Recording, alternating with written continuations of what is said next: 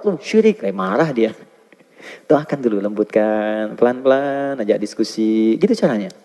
Fir'aun sekejam-kejamnya masih disuruh Nabi Musa untuk bisa berdakwah dengan lembut. Quran surah 20 ayat 43 sampai 44. Kata Allah, Musa Harun, pergilah kepada Fir'aun. Idhaba ila Fir'aun innahu tagha. Dia sudah mulai menyimpang. Faqula lahu qawlan layyina, dan dakwahi dengan lembut. La'allahu yatadzakkar aw yakhsha. Mungkin dengan kelembutan itu dia sadar. Maaf ya, kita dengan Nabi Musa masih soleh Nabi Musa. Dengan Harun masih soleh Nabi Harun. Teman kita dengan Fir'aun masih buruk Fir'aun. Teman kita itu bukan Fir'aun, dan kita tidak lebih baik dibandingkan Musa dan Harun. Kalau Musa dan Harun diminta berbuat lembut, kenapa kita mesti mencela? Ya, makanya saya sering katakan, kalau Anda ngaji, jadi menjadikan Anda pandai mencela, Anda ngaji apa? Apa yang Anda bahas? Oke, ini dosa besar. Dari mana taunya Ustaz dosa besar itu? Saya ambil contoh gini. Maaf ya, kalau syirik itu udah selesai, tuntas babnya. An-Nisa 48 sudah ada. Diulang lagi nanti di An-Nisa 116 ke bawahnya. Sekarang pembunuhan. Berapa banyak sekarang jadi hiasan di berita kita? Kayaknya kok jadi berita yang ringan gitu. Tewas ketika dibunuh ini. Ada yang kok jadi konsumsi harian. Apa orang nggak baca Quran? Quran surah keempat. Ayat 92 sampai 93. Wa may yaqtul mu'mina muta'ammida. Orang yang sengaja merencanakan pembunuhan. Satu orang saja. Apalagi korbannya orang beriman. Fajaza'uhu jahannam. Kata Allah, balasannya aku langsung siapkan neraka jahannam. Kalau tidak tobat. Sengaja merencanakan pembunuhan. Pembunuhan berencana. Khalidan fiha. Aku jamin kekal di dalamnya, gak akan keluar. Wa ghadiballahu alaih. Allah murka kepadanya. Wala'anahu, dilaknat dia. Wa'adda lahu 'adzaban 'azima, dan dijanjikan mendapatkan siksa yang berlipat dari neraka biasa. Sekarang tunjukkan pada saya, orang beriman mana yang cita-citanya masuk neraka jahanam. Makanya kalau ngajinya benar, ada kekerasan seperti ini. Kok tiba-tiba muncul bom panci, bom kulkas, bom teflon? Saya waktu kejadian bom jalan Tamrin tuh, malah kaget, saya sedih saya. Sedih sekali. Terus di Lampung Anjar, polisi tanya sama jemaah, Ustaz, apakah bom di jalan Tamrin termasuk jihad fisabilillah? Pak, sependek pengetahuan saya, jihad fisabilillah itu jihad di jalan Allah, Pak, bukan jalan Tamrin. Hati-hati ya, kalau nanti ngaji ada orang ngajak tiba-tiba mencela saja sudah buruk. Nih, gini ya. Anda ada yang ngajak ngaji, terus pandai mencela orang, itu di hadis Muslim, hadisnya sahih. Riwayat sahabat Abu Hurairah. Hadisnya disebut orang muflis. Kata Nabi begini, ya'ti yaumal qiyamati, kalau Nabi katakan pasti benar. Bisolatin, akan ada orang di hari kiamat membawa pahala yang banyak amalnya. Jadi rajin sholatnya. Jadi saat di dunia itu dia belajar, terus dia rajin sholat. Berubah. Wa zakatin, pandai berzakat. Wa siyamin, rajin puasa. Cuman sayang, wa ya'ti qad syatama hadza. Cuman suka mencela si fulan. Wa qadhafa hadza, menuduh si fulan. Wa akala mala hadza, mengambil hak si fulan. Wa daraba hadza, senang berselisih, berkelahi, wa safaka dama hadza. Bahkan ada yang menumpahkan darah dan menyebut nama Allah di dalamnya. Sekarang kejadian. Kalau terjadi seperti itu kata Nabi, tu'khadhu hadza min hasanati wa hadza min hasanati. Kalau ada orang mencela dan dia salat, maka pahala salatnya diambil diberikan pada yang dicela itu. Makanya kalau ada yang nyela, ada yang bully, jangan marah. Itu sedang transfer pahala. Kita doakan supaya baik. Dan gak usah bikin status. Alhamdulillah sedang ditransfer pahala sama si dia. Habis. Terusin aja. Ya. Itu rumus. Jadi ketika dicela, pindah. Difitnah, pindah. Pahalanya pindah. Nanti ketika habis fa'in faniyat hasanatu, habis kebaikannya, tersisa keburukan. Maka diambillah keburukan orang itu, ditimpakan kepada dia, faturika finnar, ditimpakan ke neraka. Itu poinnya. Maka hati-hati ya teman-teman. Zina, dosa besar. Awas, hati-hati. Makanya kalau penyebab kepada zina, kita tutupi sekarang. Yang perempuan, hati-hati. Ya, berdandan yang baik, tapi jaga, hati-hati. Jangan sampai salah berniat dalam berdandan. Ingin dilihat, siapa yang lihat?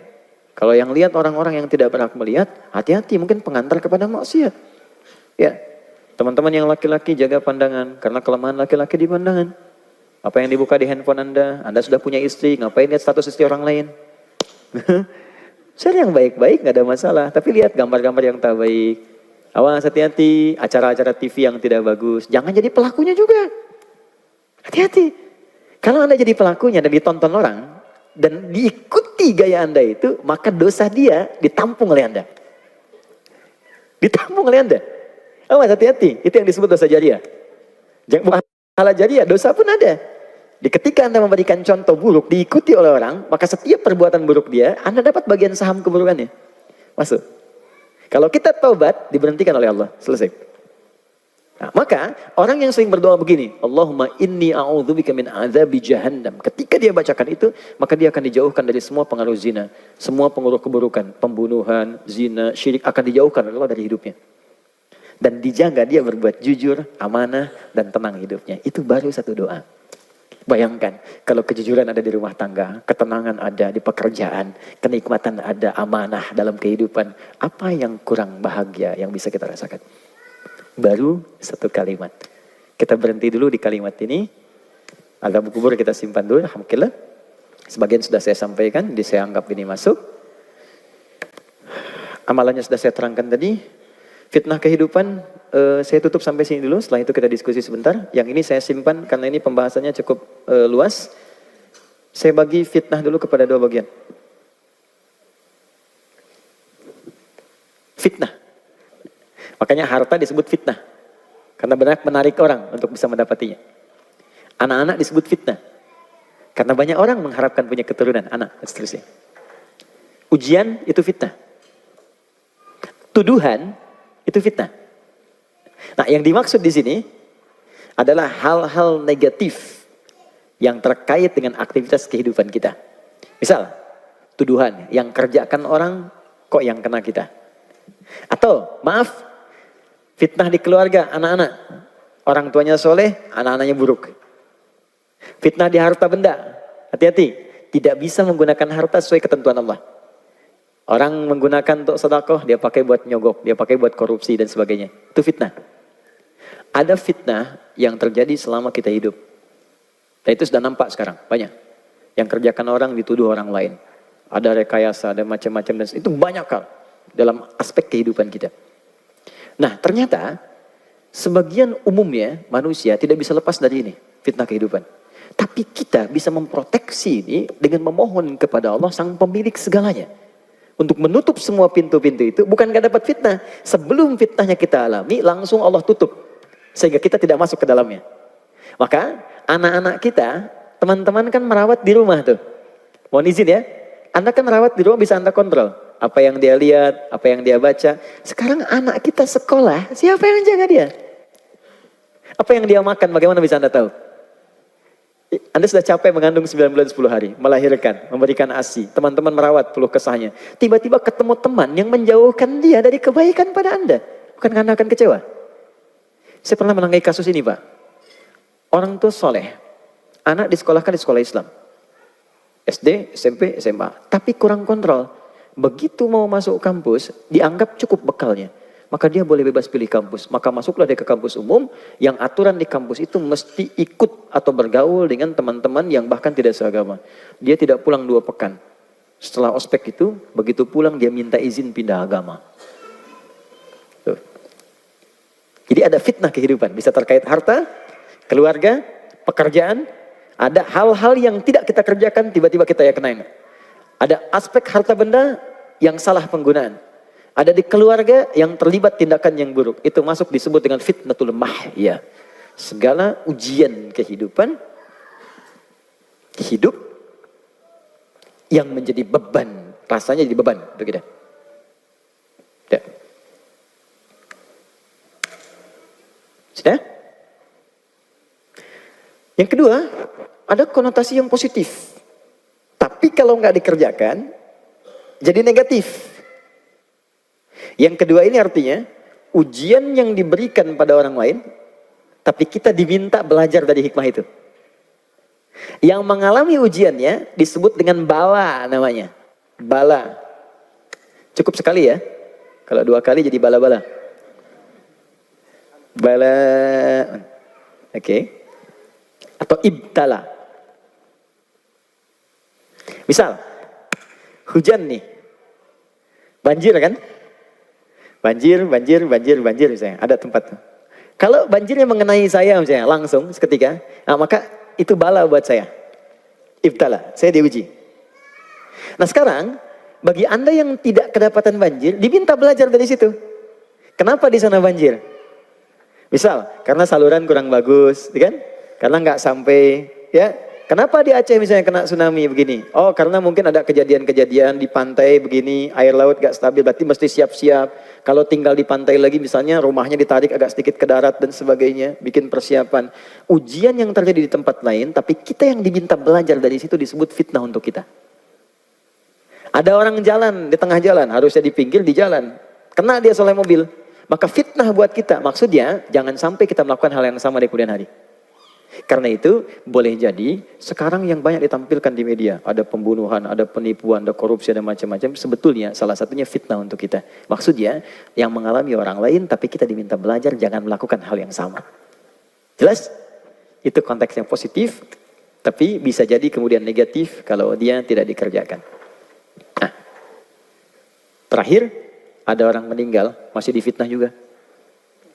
Itu paling gak enak.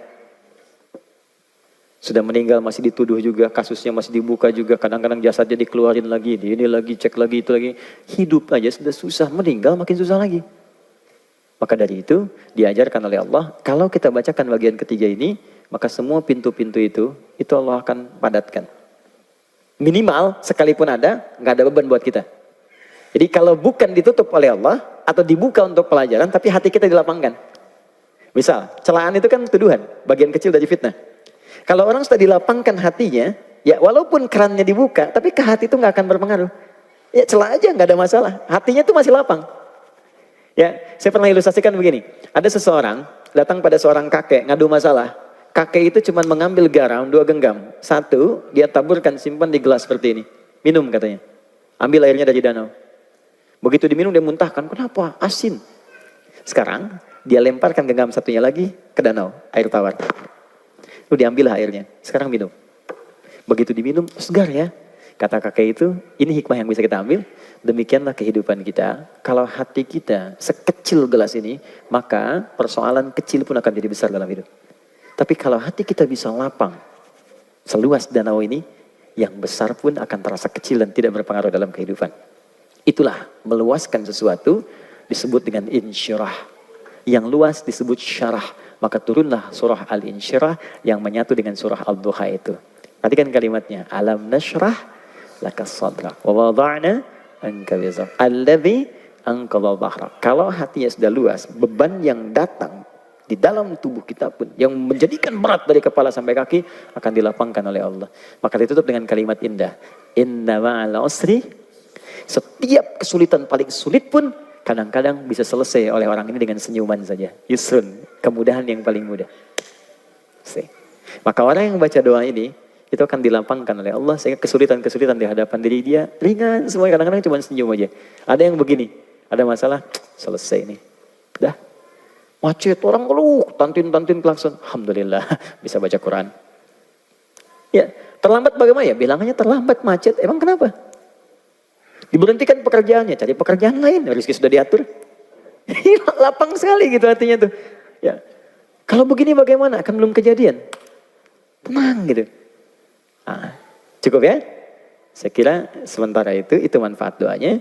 Terakhir fitnah Dajjal. Nanti siapa itu Dajjal? Bagaimana ciri-ciri Dajjal? Seperti apa bentukan Dajjal? Nanti kita bahas di pertemuan berikutnya. Dengan melengkapi salam dan amalan setelah salam. Ya, tapi tanda-tanda kecil dari Dajjal itu sekarang sudah muncul. Dajjal itu dahsyatnya nanti gini. Dia nunjuk ke langit, hujan-hujan. Makanya ada orang menganggap dia Tuhan. Ya, tiba-tiba langsung hilang imannya. Dia bisa menunjuk, memukul kuburan, bangun. Hujannya begitu. Nanti yang dibunuh, yang membunuh dia, nanti Imam Mahdi atas petunjuk Nabi Isa alaihissalam. Ya, nanti turun ke bumi, menyelesaikan itu. Tapi sekarang tanda-tanda kecil tuh ada. Ada yang minta bantuan jin tertentu, melakukan amalan-amalan Dajjal. Ya, apa di antara amalannya? Nanti kita lihat di pertemuan berikutnya insya Allah.